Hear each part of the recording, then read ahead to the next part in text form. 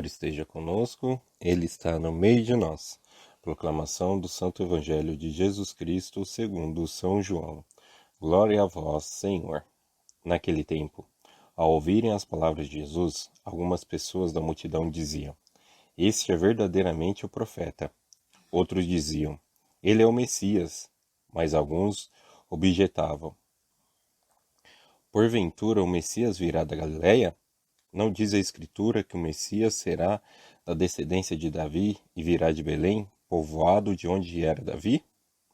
Assim houve divisão no meio do povo por causa de Jesus. Alguns queriam prendê-lo, mas ninguém pôs as mãos nele.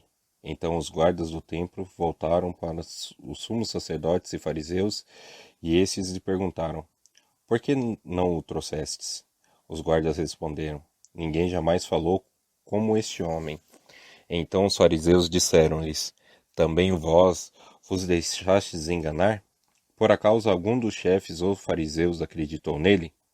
Mas essa gente não conhece a lei e é maldita. Nicodemos, porém, um dos fariseus, aquele que se tinha encontrado com Jesus anteriormente, disse: Será que a nossa lei julga alguém antes de ouvir e saber o que ele fez? Eles responderam: Tu também és galileu? Porventura? Vai estudar e verás que da Galileia não surge profeta. E cada um voltou para sua casa. Palavra da salvação. Glória a vós, Senhor. Meus irmãos, minhas irmãs, a palavra de Deus hoje vem nos falar de como as pessoas estavam começando a perceber que aquele que falava era o Messias. Algumas pessoas já tinham sentido isso no coração. Outras achavam que ele era mais um profeta que estava anunciando a chegada do Filho de Deus. Mas como sempre tinha aqueles que não acreditavam nenhum e nem outro. Falavam que porque Jesus não tinha nascido no meio deles, porque Jesus não era da descendência deles ali, que Jesus estava errado. Que Jesus estava fazendo calúnias, que Jesus estava blasfemando todo aquele lugar, tudo aquilo que eles falavam, e principalmente por Jesus falar que eles estavam errados, eles tinham muita raiva de Jesus. Eles tinham muita vontade que Jesus se calasse, porque Jesus estava abrindo os olhos das pessoas. Jesus estava mostrando que o Deus de verdade não é um Deus rancoroso, não é um Deus que faz com que você se deforme quando você está rezando, não é um Deus que faz com que você faça festa quando você dá uma esmola para alguém.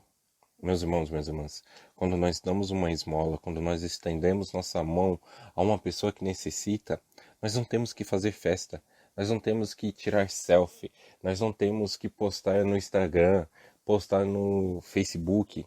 Pelo contrário, nós temos que fazer com que ninguém ali perto veja, deixar que Deus veja, deixar que essa festa seja feita pelos anjos de Deus, deixar que essa festa seja feita nos céus, por quem realmente vai nos dar o retorno quando nós merecermos. E não fazer com que as outras pessoas olhem e vejam aquilo e falem: nossa, que pessoa bondosa. Os sumos sacerdotes e os fariseus muitas vezes eram conhecidos como pessoas bondosas porque davam um milésimo do que tinham para aquela pessoa que passava fome, só que fazia com que todo mundo visse. Jesus, pelo contrário, ele deu tudo, literalmente tudo que ele tinha para quem precisava. E não importava se ali tinha uma multidão de gente, como geralmente tinha por onde ele passava, ou se simplesmente tinha uma pessoa ali pedindo ajuda. Jesus ajudava de coração. Jesus se doava. E hoje, meus irmãos e minhas irmãs, quantos de nós podemos falar que nós nos doamos pelos nossos irmãos? É muito difícil. Hoje é fácil falar que eu me dou por aquela pessoa que eu conheço, por aquela pessoa que é minha amiga, por aquela pessoa que eu tenho uma intimidade. Aí sim, eu faço o que ela precisar, se for preciso eu passo noites e noites com ela no hospital.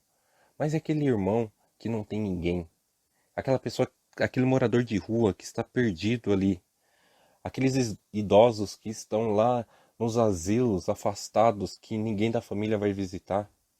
Por que que nós não tiramos 5 minutos do nosso dia ou do nosso final de semana para a gente poder ir visitar?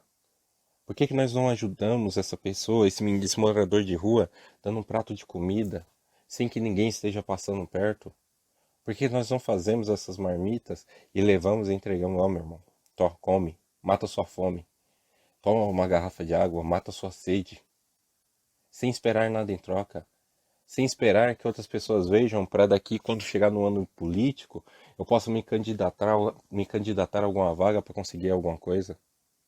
Por que que nós não podemos fazer que nem Jesus, anunciar o evangelho no meio das multidões, falar do nome de Cristo, falar do nome de Deus, mostrar quão bondoso ele é para com cada um de nós, mostrar o quanto Nossa Senhora amou a Jesus e amou a Deus que se doou, ela sabendo de tudo que ela ia passar, ela sabendo que ela ia ter um filho, que o filho dela ia morrer na sua frente, mas que ela ia se tornar a nossa mãe, e ela aceitou isso de coração aberto.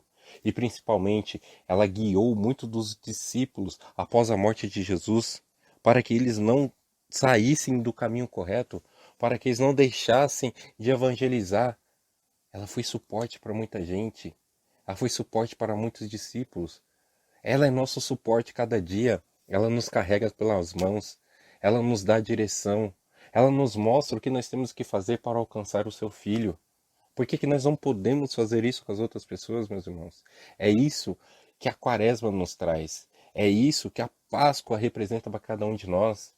Não é o que todo mundo fala hoje. Ah, é mais um feriado que prolongado que eu vou pegar, vou descer para a praia, vou para o sítio, vou para isso, vou para aquilo outro. Não é o que o comércio fala, é hora de vender ovo de Páscoa, ovo de chocolate, tem que dar para criança, tem que dar para o vizinho, tem que dar para o papagaio, para o periquito. Não, gente.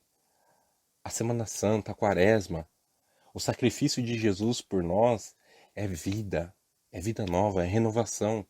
Cada Quaresma para nós tem que ser uma renovação da nossa força espiritual, tem que ser um reencontro com Cristo cada vez maior. Tem que ser uma aproximação de Deus cada vez maior.